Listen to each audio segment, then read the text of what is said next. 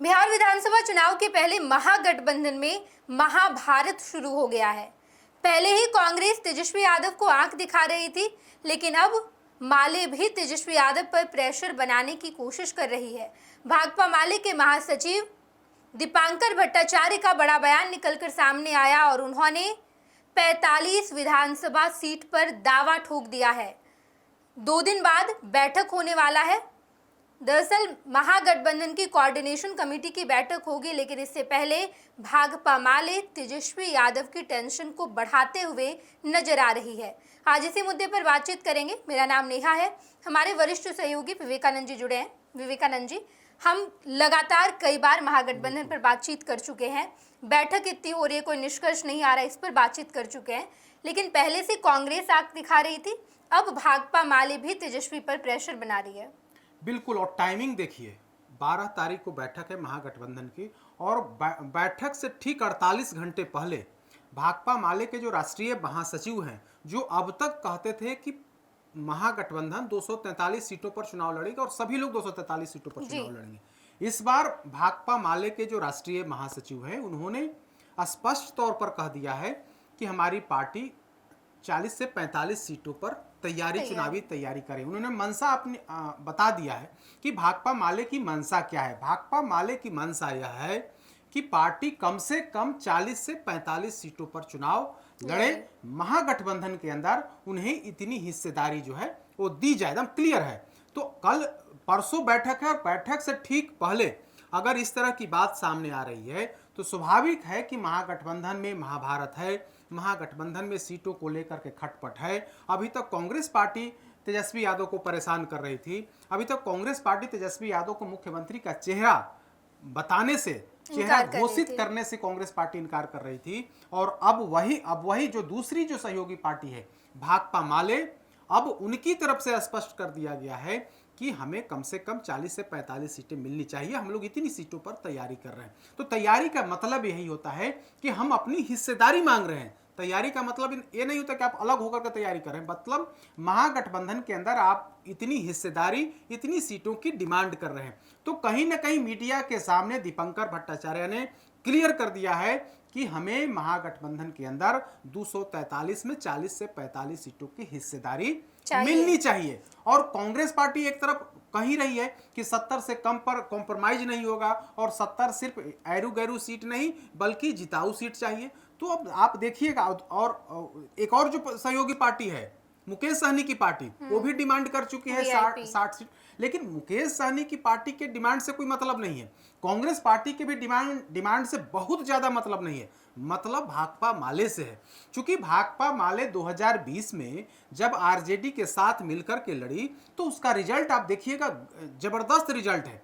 मगध क्षेत्र में, शाहाबाद के क्षेत्र में जबरदस्त उसका जो सफलता का राज है आरजेडी का, तो सफलता के राज के पीछे भाकपा माले और राजद का संबंध है। भाकपा माले और राजद की जो दोस्ती हुई, उस दोस्ती की वजह से मगध क्षेत्र में, आप पटना से निकल जाइए तो फुलवारी शरीफ से शुरू कर दीजिए। मगध क्षेत्र में फुलवारी शरीफ, विक्रम, पालीगंज, अरवल, उसके बाद औरंगाबाद के इलाके में चले जाइए, जो पूरा शाहाबाद और भोजपुर का इलाका है, मगध क्षेत्र का इलाका है, लगभग 60+ सीटें हैं शाहाबाद इलाके में। तो उसमें से 4-5 सीटों को अगर हम छोड़ दें तो बाकी की सभी सीटों पर महागठबंधन के प्रत्याशी 2020 में चुनाव जीते थे। यानी कि जेडीयू और बीजेपी की करारी हार शाहाबाद और मगध के क्षेत्र में हुई थी। नवादा और गया को छोड़ दें तो इस इलाके में, गया में भी जो जीतन मांझी जीते थे, प्रेम कुमार जीते थे, इसी तरह से 1-2 सीटें निकली थी।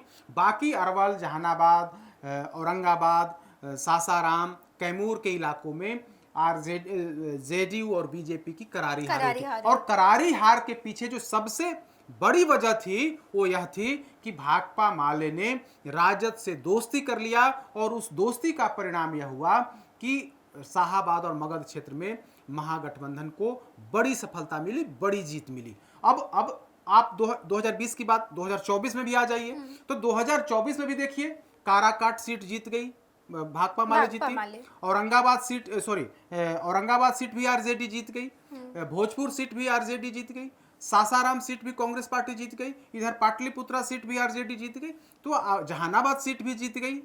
तो आप देखिए 2024 के लोकसभा चुनाव में भी भाकपा माले ने राजद का साथ दिया, तो उसका रिजल्ट क्या है? तो आरजेडी के लिए मुश्किल यह है कि जिसके पास जनाधार है, भाकपा माले के पास कहा जाता है कि कैडर बेस्ड पार्टी है। जिस तरह से Bharatiya Janata party cadre based party है, उसी तरह से भाकपा माले कैडर बेस्ड पार्टी है। उसका जिस विधानसभा क्षेत्र में आप चले जाइए, 5-10 हजार वोट, खास करके मगध और शाहाबाद के इलाकों में तो 5-10 हजार हर विधानसभा क्षेत्र में इसके वोटर्स हैं। उसमें कहीं कोई मतलब दिक्कत नहीं है। और जातीय समीकरण अगर साध ली भाकपा माले तो उसका और प्रतिशत बढ़ जाता है। कटिहार के इलाके में भी, सिवान के इलाके में भी भाकपा माले की अच्छी पकड़ है। तो कुल मिलाकर के कहें तो आरजेडी के लिए भाकपा माले ने 2020 में मतलब बड़ी मदद की थी। 2024 के लोकसभा चुनाव में भी इसका फायदा हुआ था। लेकिन 2020 के चुनाव में भाकपा माले को सिर्फ और सिर्फ 19 सीटें दी गई थी। अगर महागठबंधन की बात करिएगा तो कांग्रेस पार्टी को जहां 70 सीटें दी गई थी, जबकि भाकपा माले जो पहली दफा साथ मिलकर के लड़ रही थी, तो भाकपा माले के खाते में 19 सीटें गई थी। तो 19 में से जो 19 सीटें दी गई थी उसमें से भाकपा माले को 12 सीटों पर जीत दर, मतलब 19 में से 12 पार्टी जीत गई थी। दूसरी तरफ कांग्रेस पार्टी 70 में से 19 सीटों पर कांग्रेस पार्टी जीती थी। तो कुल मिलाकर के राजद के लिए अब यह बड़ी समस्या हो गई है कि जो सबसे फायदेमंद सहयोगी है, जो भाकपा माले जो सबसे फायदेमंद जो आजमाया हुआ 2020 और 2024 में, जिसकी ताकत को हमने आजमा लिया है और उसका रिजल्ट भी दिखा है, अगर भाकपा माले ने आज दावा ठोक दिया है कि हमें 40 से 45 सीटें मिलनी चाहिए, स्वाभाविक है तेजस्वी यादव के लिए चिंता बढ़ेगी। और चिंता बढ़ेगी ही नहीं बल्कि डिमांड, ठीक है आप 40-45 सीट दें या नहीं दें, लेकिन उसमें कॉम्प्रोमाइज तो आपको करना पड़ेगा। भाकपा माले अब 19 सीटों पर मानने वाली पार्टी तो नहीं है। बिल्कुल विवेकानंद जी, डबल सीट की मांग की जा रही है। जहां 2020 में 19 सीटों पर इन्हें समेट दिया गया था, इस बार 45 सीट की 40 सीट की बात की जा रही है। ऐसे में कांग्रेस भी कह रही है कि हमें भी अच्छी खासी सीटें चाहिए। वीआईपी भी अपने तरफ से पूरी जोर लगाई हुई है। लेकिन इन सब के बीच 2020 वाली बात नहीं रही। 2025 में तेजस्वी यादव कैसे कोऑर्डिनेट कर पाएंगे, क्योंकि तेजस्वी को अब तक मुख्यमंत्री का चेहरा नहीं मान रही है सहयोगी दल। इस बार तमाम सहयोगी दल अपने आप को मजबूत करने के लिए, अपने आप को फ्रंट पे रखने के लिए बहुत कोशिश कर रही है। ऐसे में लालू प्रसाद यादव और तेजस्वी यादव के लिए मुश्किलें बढ़ जाएंगी। बिल्कुल मुश्किलें बढ़ जाएगी, क्योंकि कांग्रेस पार्टी अभी मुख्यमंत्री के मुद्दे पर चुप है। हाँ। कांग्रेस के प्रभारी से बार बार जब सवाल पूछा जाता है तो इस मुद्दे पर चुप हो जाते हैं। यानी कि तेजस्वी यादव को मुख्यमंत्री का चेहरा बोलने से, बताने से कांग्रेस पार्टी बच रही है। तो बचने के पीछे का मतलब क्या है? कांग्रेस पार्टी को तो बिहार में सरकार बनानी नहीं है। कांग्रेस पार्टी को साथ रहना है आरजेडी के। कांग्रेस पार्टी को साथ रहना है आरजेडी के। अगर महागठबंधन की सरकार बनती है तो मुख्यमंत्री किसको बनना है? तेजस्वी यादव को बनना है। इसमें कहीं कोई ना नुकुर या इनकार की बात नहीं है। कांग्रेस पार्टी के लोग भी कहते हैं कि अंत में तो तेजस्वी यादव को ही हम लोग नेता मानते रहे और मानेंगे भी। लेकिन इसके पीछे चेहरा घोषित नहीं करने के पीछे जो सबसे बड़ी वजह है और सबसे महत्वपूर्ण वजह है और एकमात्र वजह है, वो यही है कि कांग्रेस पार्टी अभी इस रणनीति पर चल रही है कि अगर आज से ही हम सरेंडर कर गए, अगर आज से ही हम लालू यादव और आरजेडी के सामने सरेंडर कर गए, तो हमें सीटों के बंटवारे में हम कॉम्प्रोमाइज नहीं कर पाएंगे। यानी कि हम जो चाह रहे हैं, हमारी बात को तेजस्वी यादव नहीं मानेंगे। तो अपनी बात मनवाने के लिए कांग्रेस पार्टी अड़ी हुई है। और अपनी बात क्या है? अपनी बात यही है कि 2020 में हमें आपने 70 सीटें आपने हमें दी थी। हम ठीक है, किसी वजह से चूंकि आपने वैसी सीट दे दी जहां हमारी कोई तैयारी नहीं थी, जहां हमारा कोई बेहतर कैंडिडेट नहीं था, इन वक्त पर आपने सीट की घोषणा की, जिससे हमें नुकसान हुआ और हम बेहतर तरीके से चुनाव नहीं लड़ सके।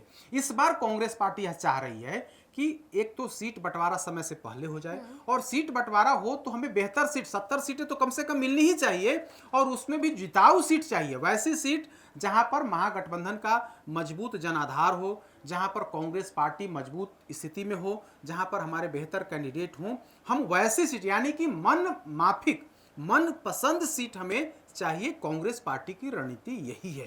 कांग्रेस पार्टी की एकमात्र रणनीति यही है। उसे मुख्यमंत्री नहीं बनना है, बल्कि कांग्रेस पार्टी यह चाह रही है कि हमें 19 की संख्या को बढ़ाना है। तो बढ़ेगा कैसे? तो बढ़ेगा वैसे जहां संभावना हमें जीतने की ज्यादा दिख रही हो। 2020 में वैसी सीटें दी गई थी जहां पर हारने की संभावना 90% थी, उन सीटों को आरजेडी ने इनको दे दिया था। तो कांग्रेस पार्टी इसी लक्ष्य के साथ आगे बढ़ रही है कि हमें 70 तो चाहिए ही चाहिए, हमें जिताऊ सीट चाहिए।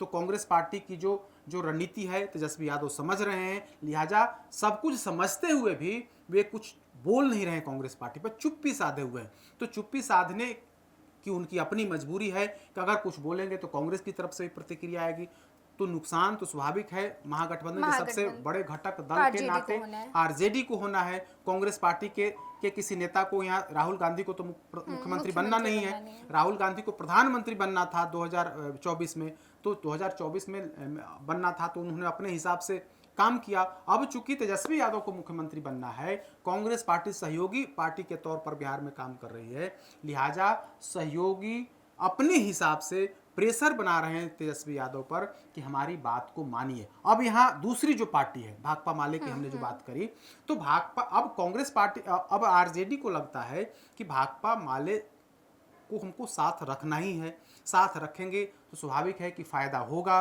तो वैसी स्थिति में जो 19 सीटें थी, तो अब 19 सीटें तो नहीं रहेंगी, इसकी संख्या बढ़ेगी, संभवतः 25 से 30 भाकपा माले, 25 तो कम से कम या उससे ज़्यादा भी भाकपा माले को सीट देना पड़ेगा। तेजस्वी यादव की मजबूरी है कि भाकपा माले को सीट की संख्या में वृद्धि करनी, अच्छा रहा है। प्रदर्शन तो अच्छा है ही, और संख्या मतलब सीटों की संख्या में वृद्धि करनी होगी।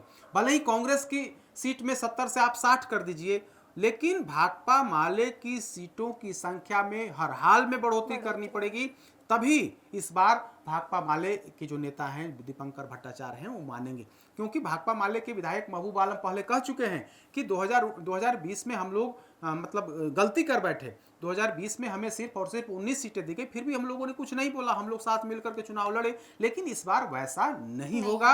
हमारी ताकत बिहार के अंदर है और सभी विधानसभा क्षेत्रों में हमारी ताकत है, तो वैसी स्थिति में हमारी ताकत के अनुरूप हमें हिस्सेदारी मिलनी चाहिए, और उसी ताकत का आज प्रकटीकरण कर दिया है दीपंकर भट्टाचार्य ने, मैसेज दे दिया है, 2 दिन पहले मैसेज दिया बैठक से कि हम लोग जो है सो 40-45 सीटों पर चुनाव लड़ रहे हैं, और आगामी बैठक जो 12 तारीख को होने वाली है उसमें तमाम मुद्दों पर चर्चा होगी। बिल्कुल, बहुत बहुत धन्यवाद विवेकानंद जी। लगातार हम अपने दर्शकों को बिहार की तमाम खबरों से रूबरू कराएंगे, महागठबंधन में क्या हो रहा है और इसके साथ साथ कैसे तेजस्वी यादव अपने तमाम घटक दलों के बीच कोऑर्डिनेशन बना पाएंगे। बिहार में जल्द ही चुनाव है, चुनाव से पहले बिहार की सियासत की हर खबर हम आपको बताएंगे। धन्यवाद। पनोरमा ग्रुप, जो सोचता है वो करता है, आपके अपने सपनों का आशियाना। ये लो मुंह मीठा करो, आज मैंने अपना जॉब छोड़ दिया, अब हम पूर्णिया वापस जाएंगे। जॉब छोड़ दिया है? मतलब ये घर कैसे चलेगा, हम करेंगे क्या, और माँ बाबूजी क्या बोलेंगे? इसलिए मैं एक और मिठाई का डब्बा लाया, अपने बिजनेस के लिए लोन अप्रूव हो गया। अरे लोन अप्रूव हो गया वो तो ठीक है, लेकिन पूर्णिया में हम रहेंगे कहाँ? अपना घर भी तो नहीं है वहाँ। इसलिए तो एक और मिठाई का डब्बा अलग से लाया हूँ, हमने पूर्णिया में घर ले लिया है, पूर्णिया के ई होम्स पैनोरमा में।